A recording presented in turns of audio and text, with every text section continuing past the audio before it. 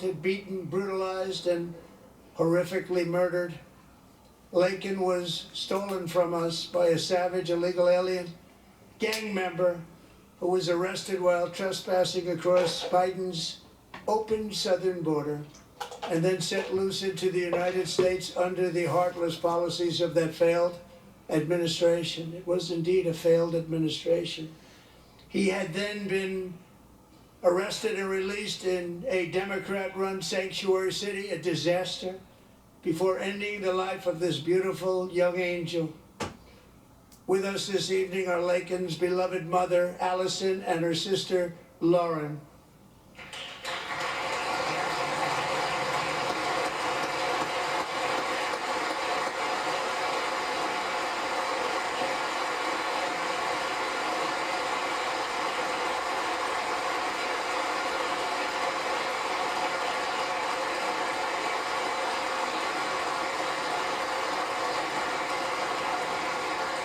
Last year, I told Laken's grieving parents that we would ensure their daughter would not have died in vain. That's why the very first bill I signed into law as your 47th president mandates the detention of all dangerous criminal aliens who threaten public safety. It's a very strong, powerful act.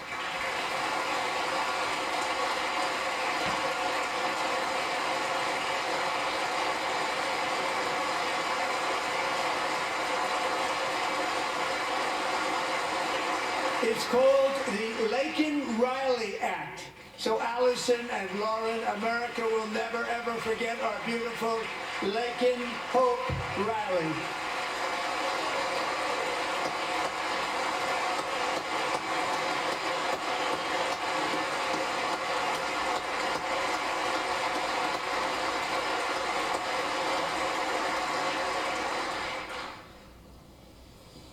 Thank you very much. Since taking office, my administration has launched the most sweeping border and immigration crackdown in American history, and we quickly achieved the lowest numbers of illegal border crossers ever recorded. Thank you.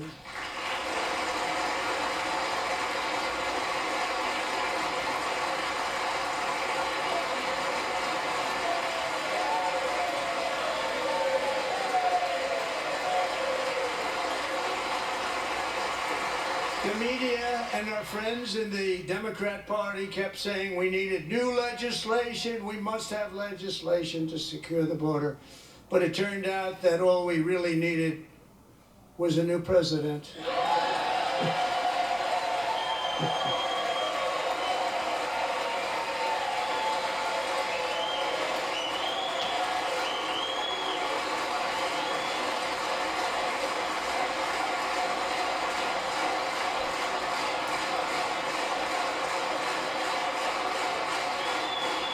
Thank you. Joe Biden didn't just open our borders, he flew illegal aliens over them to overwhelm our schools, hospitals, and communities throughout the country. Entire towns like Aurora, Colorado, and Springfield, Ohio, buckled under the weight of the migrant occupation and corruption like nobody's ever seen before. Beautiful towns destroyed. Now, just as I promised in my inaugural address, we are achieving the great liberation of America.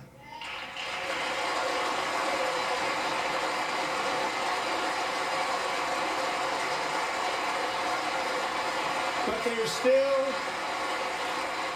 is much work to be done. Here tonight is a woman I have gotten to know, Alexis Nungari from Houston. Wonderful woman. Last June, Alexis's 12-year-old daughter, her precious Jocelyn, walked to a nearby convenience store. She was kidnapped, tied up, assaulted for 2 hours under a bridge, and horrifically murdered. Arrested and charged with this heinous crime are 2 illegal alien monsters from Venezuela, released into America by the last administration through their ridiculous open border. The death of this beautiful 12-year-old girl and the agony of her mother and family touched our entire nation greatly. Alexis, I promised that we would always remember your daughter, your magnificent daughter. And earlier tonight, I signed an order keeping my word to you. One thing I have learned about Jocelyn is that she loved animals so much. She loved nature.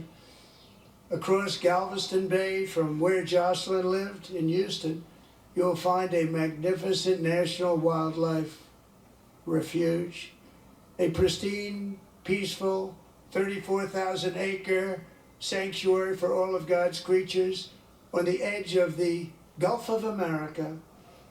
Alexis, moments ago, I formally renamed that refuge in loving memory of your beautiful daughter, Jocelyn. So, Mr. Vice President, if you would, may I have the order?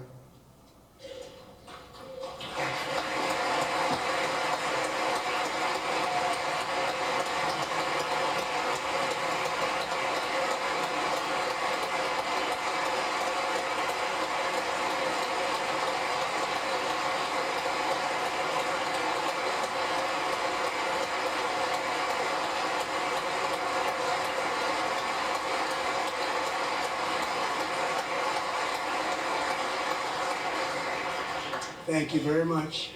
All three savages charged with Jocelyn and Lakin's murders were members of the Venezuelan prison gang, the toughest gang, they say, in the world, known as Tren de Aragua. 2 weeks ago, I officially designated this gang, along with MS-13 and the bloodthirsty Mexican drug cartels, as foreign terrorist organizations.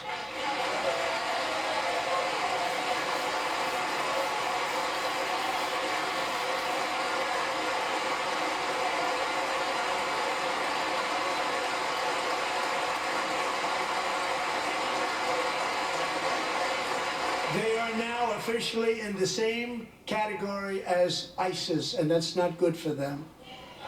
Countless thousands of these terrorists were welcomed into the U.S. by the Biden administration. But now every last one will be rounded up and forcibly removed from our country, or, if they're too dangerous, put in jails, standing trial in this country, because we don't want them to come back ever. With us this evening is a warrior on the front lines of that battle, Border Patrol Agent Roberto Ortiz. Great guy.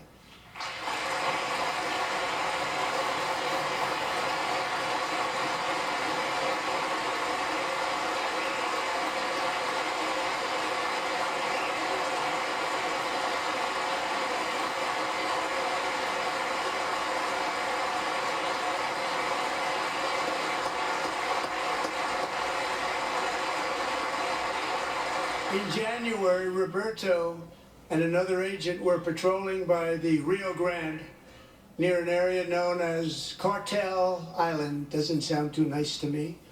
When heavily armed gunmen started shooting at them, Roberto saw that his partner was totally exposed, great danger, and he leapt into action, returning fire and providing crucial seconds for his fellow agent to seek safety, just barely.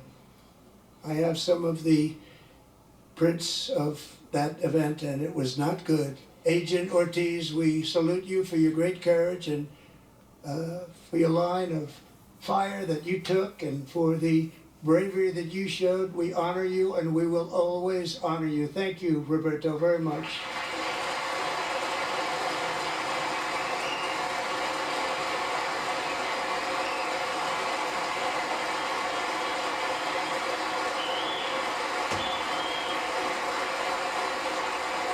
Thank you, Roberto. And I actually got to know him on my many calls to the border. He's a great gentleman. The territory to the immediate south of our border is now dominated entirely by criminal cartels that murder, rape, torture, and exercise total control. They have total control over a whole nation, posing a grave threat to our national security. The cartels are waging war on America, and it's time for America to wage war on the cartels, which we are doing.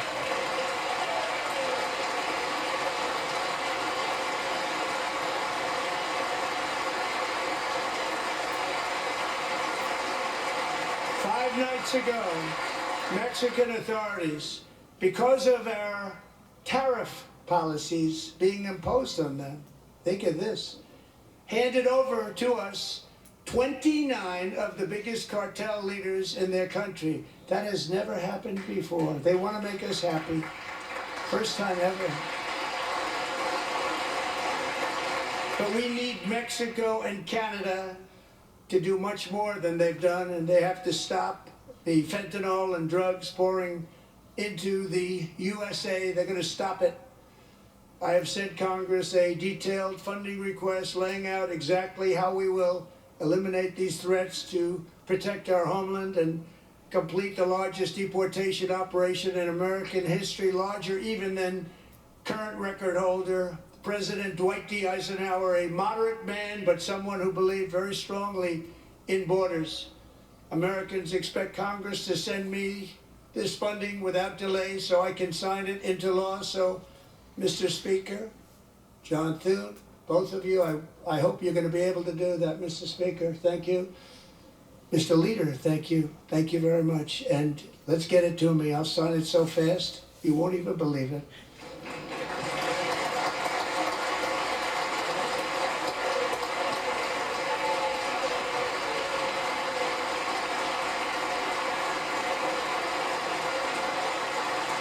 And as we reclaim our sovereignty, we must also bring back law and order to our cities and towns.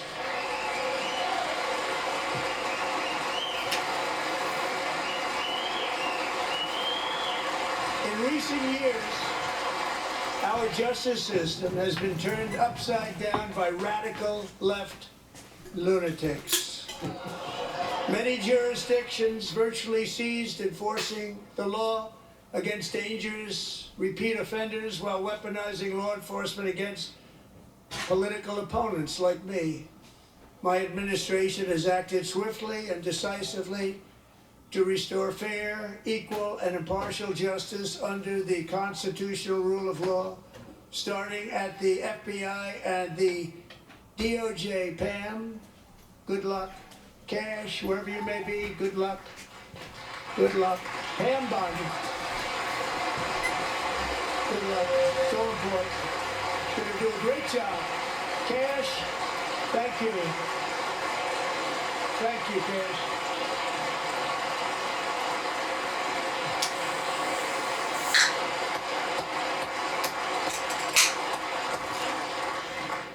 They've already started very strong. They're going to do a fantastic job. You're going to be very proud of them. We're also once again giving our police officers the support, protection, and respect they so dearly deserve. They have to get it. They have such a hard, dangerous job, but we're going to make it less dangerous. The problem is the bad guys don't respect the law, but they're starting to respect it, and they soon will respect it. This also includes our great fire departments throughout the country. Our firemen and women are unbelievable people, and we'll never forget them. And besides that, they voted for me in record numbers, so I have no choice.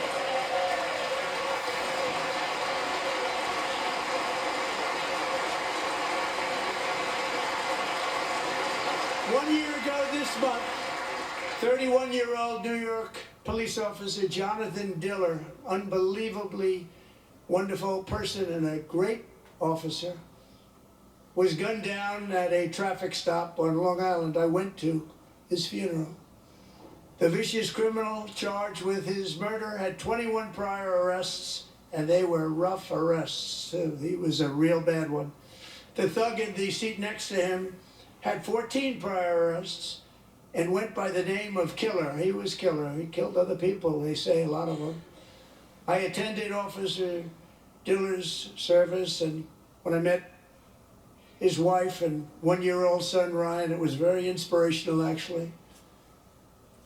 His widow's name is Stephanie, and she is here tonight. Stephanie, thank you very much, Stephanie. Thank you very much.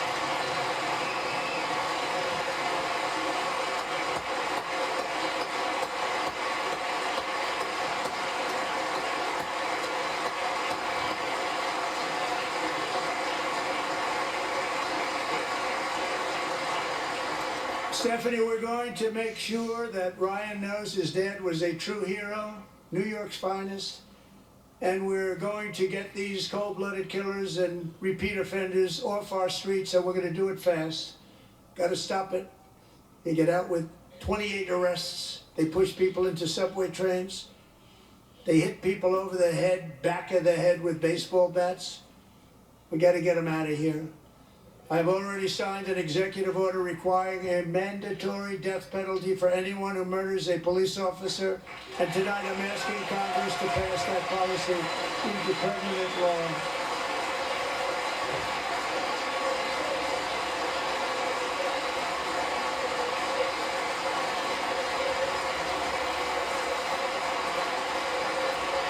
I'm also asking for a new crime bill getting tough on repeat offenders while enhancing protections for America's police officers so they can do their jobs without fear of their lives being totally destroyed.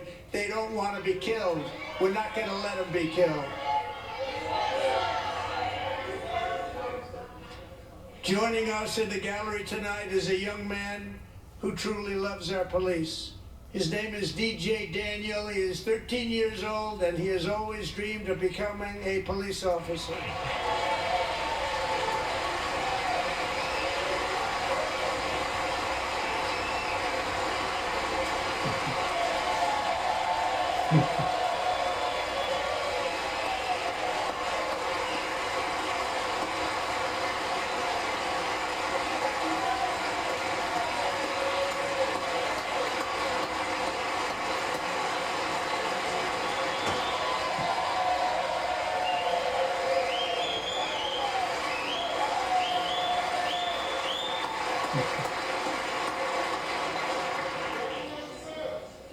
But in 2018, DJ was diagnosed with brain cancer.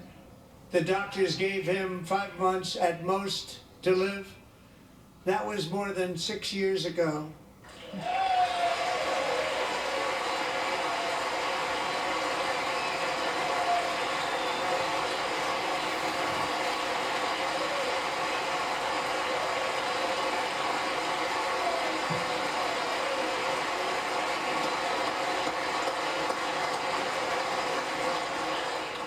Since that time, DJ and his dad have been on a quest to make his dream come true, and DJ has been sworn in as an honorary law enforcement officer, actually a number of times. The police love him, the police departments love him.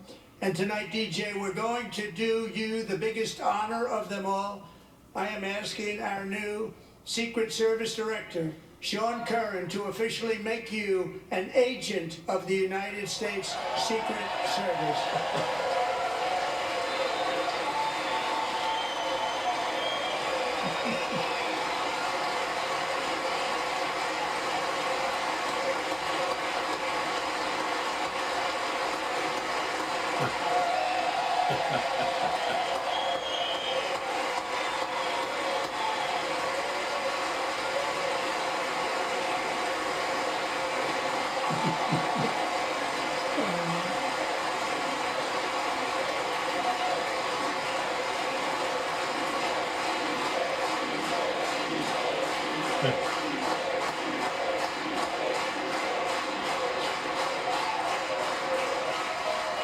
Thank you, DJ.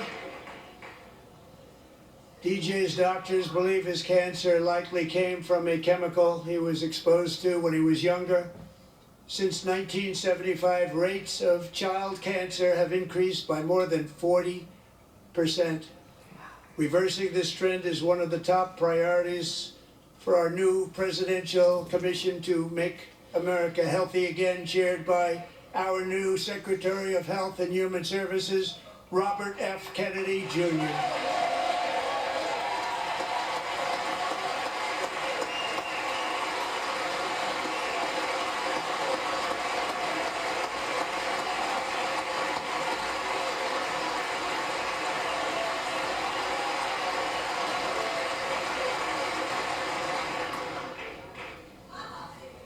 With the name Kennedy, you would have thought everybody over here would have been cheering. How quickly they forget. Our goal is to get toxins out of our environment, poisons out of our food supply, and keep our children healthy and strong. As an example, not long ago, and you can't even believe these numbers, 1 in 10,000 children had autism, 1 in 10,000, and now it's 1 in 36. There's something wrong, 1 in 36, think of that. So we're going to find out what it is, and there's nobody better than Bobby and all of the people that are working with you. You have the best to figure out what is going on. Okay, Bobby, good luck. It's a very important job. Thank you.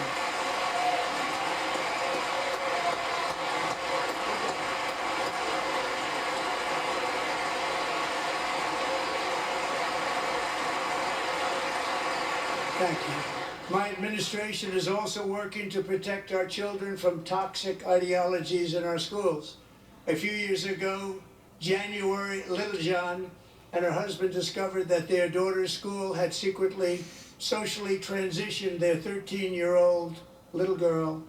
Teachers and administrators conspired to deceive January and her husband while encouraging her daughter to use a new name and pronouns. They, them pronoun, actually, all without telling January, who is here tonight and is now a courageous advocate against this form of child abuse. January, thank you. Thank you. Thank you very much.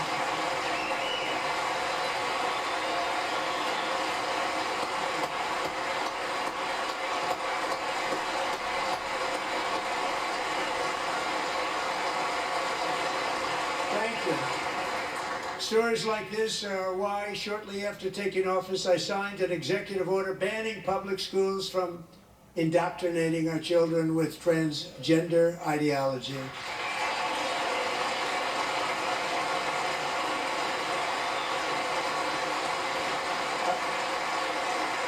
I also signed an order to cut off all taxpayer funding to any institution that engages in the sexual mutilation of our youth.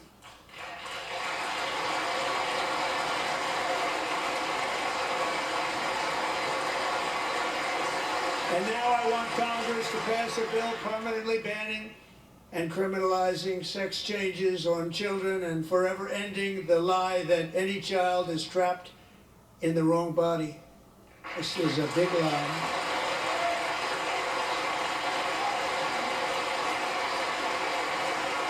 And our message to every child in America is that you are perfect exactly the way God made you.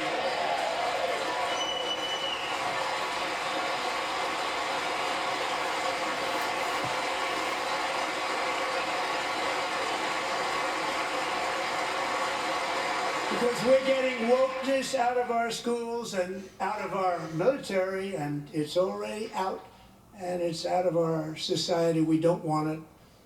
Wokeness is trouble. Wokeness is bad. It's gone. It's gone. And we feel so much better for it, don't we? Don't we feel better?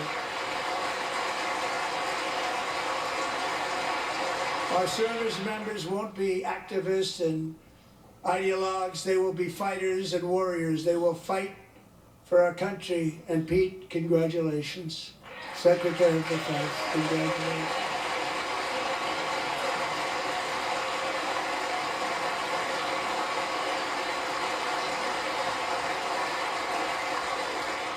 And he's not big into the woke movement, I can tell you. I know him well. I am pleased to report that in January, the U.S. Army had its single best recruiting month in 15 years, and that all armed services are having among the best recruiting results ever in the history of our services. What a difference.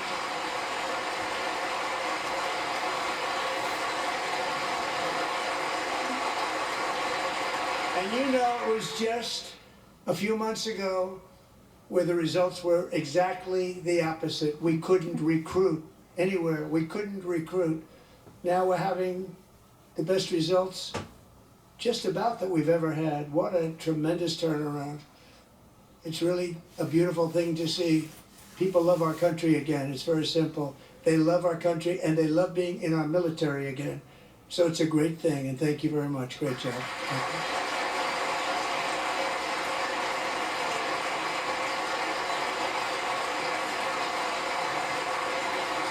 We're joined tonight by a young man, Jason Hartley, who knows the weight of that call of duty.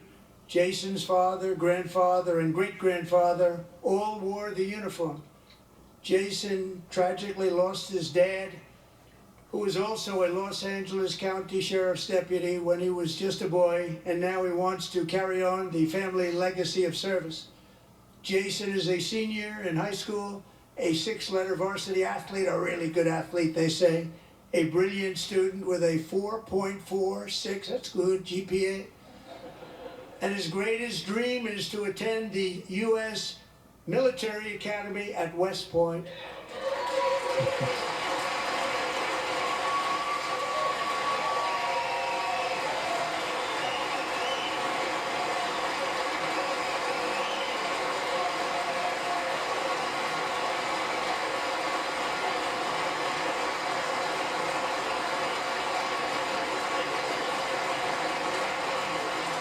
And Jason, that's a very big deal getting in. That's a hard one to get into. But I'm pleased to inform you that your application has been accepted.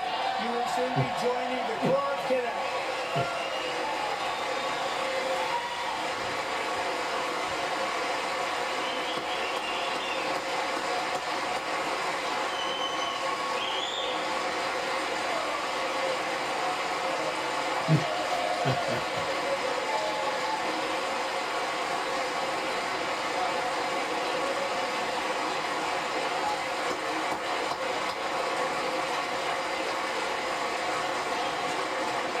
Thank you.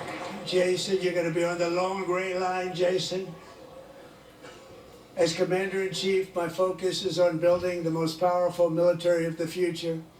As a first step, I'm asking Congress to fund a state-of-the-art Golden Dome missile defense shield to protect our homeland, all made in the USA.